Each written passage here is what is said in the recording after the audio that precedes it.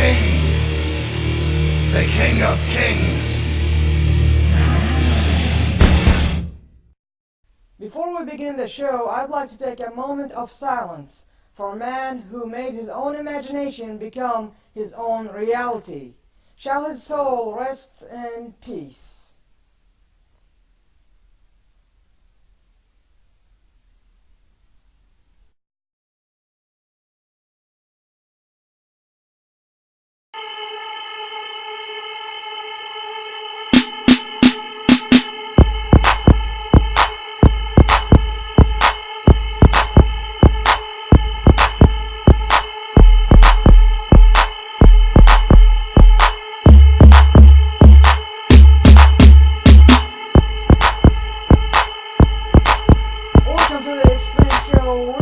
I'm your host, AL-Mazeedi. Now I'm going to need to remind you, all of you, ladies and gentlemen, that tonight's episode is dedicated to the amazing life of Steve Jobs. Now let's go ahead and check in with what we got for the Extremely Reloaded segment, starting off with Hardy Behind Bars. Ex-WWE superstar and current TNA superstar Jeff Hardy checks in this past Monday morning to serve a duty or something, what they call, he got busted 2 years ago in 2009 in September, and now he is serving 10 days of jail, and this will be a little bit weird for later on in the TNA catch-up segment as he appeared on TNA Impact, but I don't know when they tape it, and did they tape it before Monday night or Monday morning when he checked into jail or prison, or whatever you like to call it. Now let's move on to Tuesday. Everybody had been awaiting the Let's Talk iPhone keynote.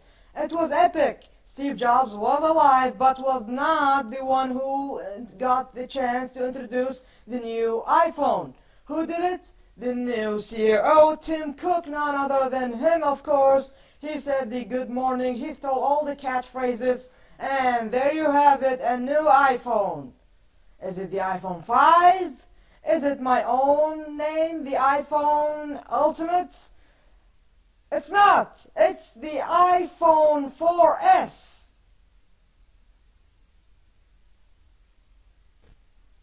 Let's take a look at the tech specs. What does it have? An A5 chip, faster, 7 times faster, more battery life, 1080p recording and playback, 8 megapixel for still images, beautifully, as you saw in the keynote. They demonstrated the camera and showed us images that were taken by the iPhone 4S, not enhanced pictures, just straight out of the camera, and they also showed its capability of taking 1080p crystal clear images or videos. What else that made us or will make us pre-order the iPhone 4S today? Many have pre-ordered it, and many will do so, as there are so many countries that will have the ability to pre-order it tonight and get it by or starting from October 14th. The States, Canada, Australia, UK, Japan, I know a few others, but either way, those are the main countries who are getting the ability to pre-order. But when you come to think about it, it's the same design. No teardrop designs, not something new. We expected the iPhone 5. Everyone was disappointed. Everyone was awaiting the iPhone 5, and then they got the iPhone 4S. So what is the thing that will make us buy it? Well, let me introduce you to something called Siri. Read me the message. New message from Sebastian. Great news. We got the go-ahead. Can you meet at 10? Reply, definitely. I'll see you there. Play my running mix. What's the traffic like around here? Here's the traffic. Text my wife, I'm going to be 30 minutes late. Is it going to be chilly in San Francisco this weekend? Not too cold. Maybe down to 61 degrees in San Francisco. What about Napa Valley? Doesn't seem like it. How many cups are in 12 ounces? Let me think. Okay, here you go. Set my timer for 30 minutes. Okay, 30 minutes and counting.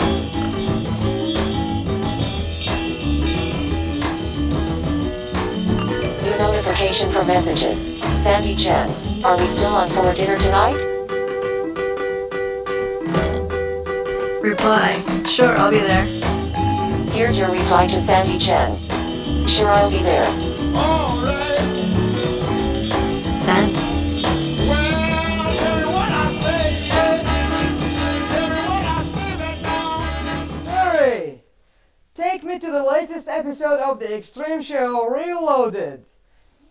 Sorry, access denied or something. It will explode because this show is not yet famous. Who wrote this joke? But either way, Siri is the impactful feature in the iPhone 4S that you cannot get with the iOS 5 if you install it on your other iOS devices. The Siri is exclusively on the iPhone 4S, so this is the major thing. But when you come to think about it, who really uses these voice assistants? Like, we are used to just press the button and say play that song, but now you want us to say how's the weather today, reply, and every accent in the state itself differs from one to another. So like when you're from Brooklyn, yeah man, with the shortcuts, with the new English that we are using, can Siri handle that? I do not think so, but we have to try it out before we place our judgment, because we cannot judge a book by its cover, and in this case we cannot judge a technology by its silly name, as it is named Siri, so you might as well call it silly. But either way, so what happened after Wednesday? Excuse me, after Tuesday? And on Wednesday, Steve Jobs passes away. I'm not going to talk more about it because everyone have done that, but no one noted that. How come did he die one day after the iPhone 4S? The announcement of that. And what would have happened to those people who attended that keynote, and if Steve Jobs was presenting, like he presented today and tomorrow he dies? Thank God that he was not the presenter, and thank God that he resigned a few months or a couple of months ago. So this is really, really crazy. Everyone's shocked, everyone was disappointed, and it was just a sad thing. The whole world got affected. This man created things that we wouldn't have got in light years. Okay, that might be a bit off, but either way, he is a great man, and well, let's just move on to what happened on Thursday. We got Monday, Sunday, Tuesday, well, nothing on Sunday, but Tuesday, Wednesday, now to Thursday. Last week on the Extreme Show, I sent a special message to Ahmed al-Layfi, our phony Prime Minister of Ministry of Education, and I said that I can make a protest if he wants me to make one. And when I go to school on Sunday, students have been talking about the latest layouts of the marks system. And they said that we cannot graduate this year and blah, blah, blah. And I was like, this feels like something will happen. And on Twitter and Facebook, students from Kuwait made their own protest. They are the ones who are organizing it. And it happened on Thursday. Did I go? Yes. What was their case? Their case was the marks. Now current marks, the new marks from Ministry of Education, MOE, the rules are that the teacher only has minimum amount of marks, as it used to be a lot of marks in the hands of the teacher. Now the students currently will have to go to the test and work their ass off. And to me, it's like we're protesting against not the marks, we're simply going to the protest and saying, we're idiots, we can't handle that.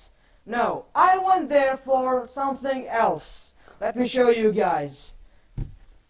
Just say fucking no to the unified system. That's why I was there last night or yesterday morning. These people who went there for the wrong reasons. They wanted the marks. I don't give a fuck about the marks because I can work my ass off if giving the opportunity to study for those damn final tests that they give us in a row. So now let's just say that they will give us those marks back, the old layout of the marks. What will happen then? We'll still fail, we'll still get low grades. Nothing will ever change unless they change the unified system. So only if we do something about it, because the voice of the voiceless is asking you to do so. And Moist sucks, as I said. We are Kuwait's future. Respect us. And what else do I need to say? Well, just respect us. We are the future of this country. We are the future. And my God, how does these people in the Ministry of Education think? They just make me sick. So forget about the marks, forget about those 2,000 students who attended last night or yesterday morning and said that we need the old system back. What old system? The mark system? Are you kidding me? I was the only one from these 2,000 students who wants the old real system that was actually helpful to the students. 10 final tests in a row? Do you think I'm a machine? Gosh, I need to take a break and I'll be right back with the Friday night movie hunt. Welcome back to the Extreme Show Reloaded, and excuse me if I just snapped on you because I truly want the unified system to get cancelled and just create a new one. Look to the States, look at their systems, look to UK, Australia, any other country that actually wants to educate their own children, and their own children, that is. I just forget it. Forget about now, and just let's check out what movies that are releasing tonight nationwide in the States, of course. First off, starting off with a movie called The Ides of March, starring George Clooney, Paul Giamatti, yeah, and apparently Ryan Gosling. Coming up right next, and the second movie of the evening, and the last movie, and which was a promo on Monday Night Raw a couple of weeks ago for Zack Ryder. It is Real Steel, starring Hugh Jackman, and just a new kid that I liked, and his performance will be epic on the movie. His name is Dakota Goyo, or something else. But either way, those are the two movies that are releasing nationwide. Hopefully, go check them out. I would recommend Hugh Jackman's movie, Real Steel, of course. That's it, and we'll be right back with TNA Catch-Up and WWE Catch-Up. Welcome back to the show now with the TNA Catch-Up. Last night's Thursday night Impact on Spike. First off, Jeff Hardy made his other appearance, this time the second live appearance between the audience. But earlier on the show, I opened with Jeff Hardy behind bars. He went to serve his 10 days of jail time that he had left from, or he had to do since he got busted a couple of years ago. So he was in jail for 10 days from Monday, and he is on Thursday night TNA Impact. The question is, when do they tape Thursday night Impact? Either way, what happened is that since he was asking for a second chance, Bischoff went on and he asked Jeff Hardy to come out, and he said, no freaking way that I will be giving you a chance because you screwed up. Jeff Hardy wanted to speak. Bischoff said, of course I will give you the chance to say goodbye, but he did not say goodbye. He gave him the twist of fate, and as you saw it, Bischoff gets on the mat. Well, anyways, he gets busted. Jeff Hardy goes backstage and he says, if I will be leaving this industry, it will be on Jeff Hardy's terms.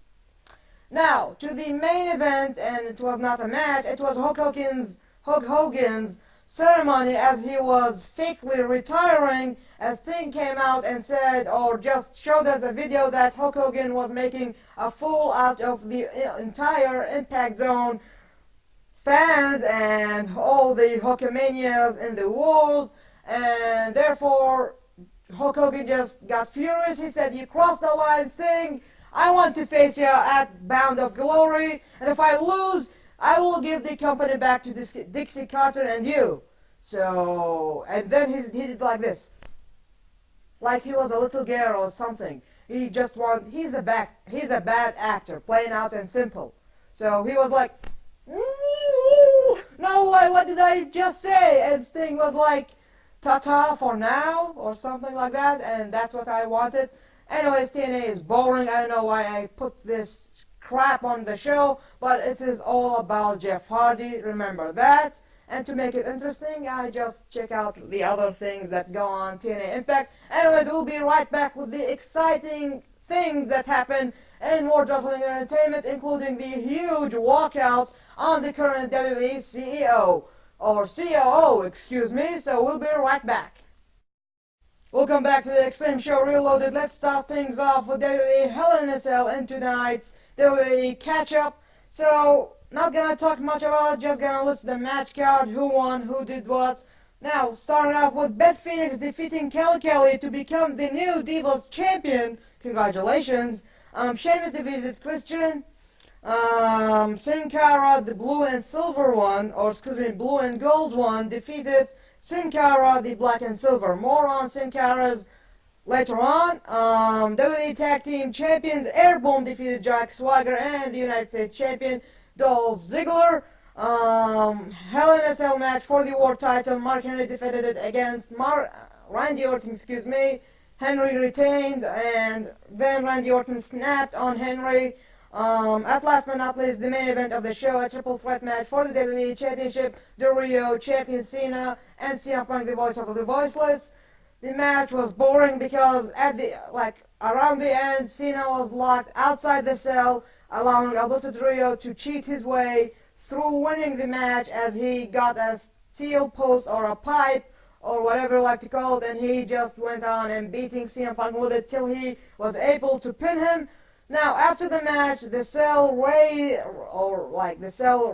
or whatever the past or whatever you like to call it. So the cell just went this way, and Cena got in. He beat the hell out of Cena, but then The Miz and R-Truth came in, attacked everybody in the ring. The cell was then lowered down, allowing no one from the outside to come in, including all the huge roster that was there, all the officials, Triple H and John Laurinaitis, who has been texting all night. Who was he texting? That is the question, but no one brings that up on Monday Night Raw.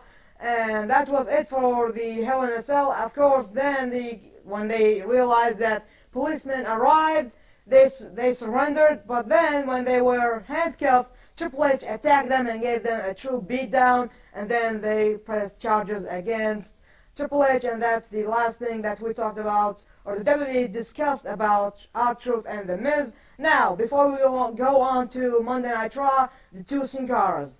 WWE posted an article about these two that they have a huge past, as the new Sin Cara, the black and silver one, said that you once stole my identity and now I want to steal yours and do the same thing, and eye to an eye, you know the rest. So what happened was that the original Mystico, the guy, the second Sin Cara, is the original Mystico. Back in the day, he was wrestling as under the name Mystico. Then he, for some reason, just got a little bit out of the wrestling industry in China or in Mexico, excuse me. Then a new guy gets in and wrestles under the name Mystico for his own reasons, but he does not realize that there was another wrestler named Mystico. So the blue and silver guy, the Sin Cara, wrestled under the name Mystico and then got signed up by WWE, and then they said that Mystico was his in-ring name, and now his name is Sin Cara. So this new guy, the black and silver one, the original one is blue, and gold is the one who is stealing from the black and silver, so it's not vice versa. So the whole issue is they are just it is a vengeance for or a revenge by the black one. I got lost. But to make all things clear and to make who's legally the Sin Cara, it is none other than the blue and Goldie one. That is the true one. But the whole controversial ending and the whole controversial thing between these two will be solved within the upcoming days, and hopefully there will be one Sin Cara by the end of the year. Now let's check out what went down on Monday Night Raw, and I am sorry if I confused you more rather than explain it and make it crystal clear to you which is which. Either way, I had this, no, well, it's this way. Either way, Monday Night Raw, one thing gonna talk about it, everything was boring. Let's cut it right down the end. Triple H asked or told John Laurinaitis to gather all the superstars ringside by ringside and just to make the vote of no confidence or vote yes for confidence or just confidence. And then Triple H went on and he talked, and then it was voting time. Jerry the King Lawler said, "I'm reluctantly walking out." And he did. The others, before they walked out, they all said no confidence. All the heels, all the faces, all the non-popular superstars, all of them said vote no confidence. Triple H was laughing at them because they were acting like children while they were walking out. Now, the three ringside announcers, Booker T, Jim Ross, and Michael Cole, first of all, Booker T and Michael Cole walked away. And Booker T explained on Friday Night SmackDown a few minutes ago, live on Sci-Fi, or a few hours ago, excuse me, not live, but on Sci-Fi, either way, he said, I had nothing to do with it, I had to go to the bathroom, I thought the show was over. He was joking or not, we do not care about him since he is an announcer, not a wrestler. Michael Cole, you know his stupid opinions. But Jim Ross, he stayed for the last minute of the show and then he left. We thought he was staying because they were close friends and he believes in Triple H. The whole reason behind all of this is that they believe that Triple H is creating an unsafe working environment, and I believe that's a huge conspiracy storyline, and it's all because of John Laurinaitis, Kevin Nash, The Miz, and R-Truth. Everything will get cleared by the upcoming weeks and the upcoming shows. Let's move to Friday Night SmackDown as the storyline continues. This time the show was opened by Christian Ziggler, Vicky Guerrero, Rhodes, Alberto Del Rio, the WWE Champion, Wade Barrett, and David Otunga. They all came out, they all bitched about Triple H. They all said that they are walking out on the entire WWE if Triple H does not step down, and that happens, and it should happen sooner rather than later to them, according to them, and they did agree that they will be competing in the WWE live events, but in the future, if he does not step down, he or they might not accept to compete in WWE live events, pay-per-views, and upcoming real TV shows.